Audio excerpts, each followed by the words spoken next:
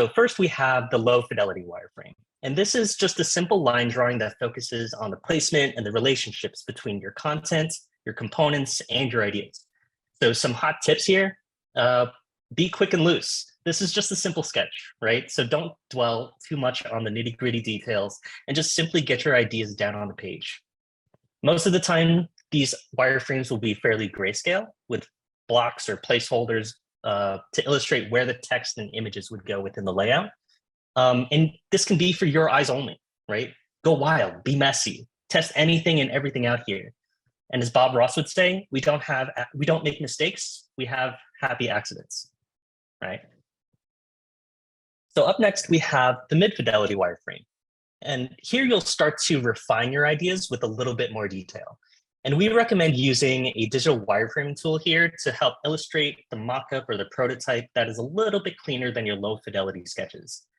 And while this is still typically grayscale, you can use some color, some imagery, just to strategically emphasize specific details within the layouts. And the reason why it's normally grayscale, like the low and mid fidelity wireframes, is so that you can focus your attention on the general flow of information and how things are structured rather than getting distracted by things like branding or colors or other visuals like images. So the mid-fidelity wireframes should be shared with other stakeholders on the project to get general feedback through this kind of structure and exploration phase.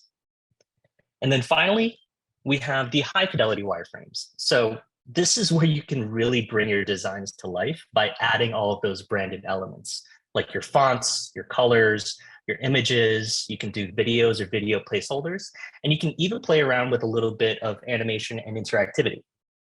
It's really important to be pixel perfect here because this is how you want the experience to finally look and feel once you're done and push it to publication.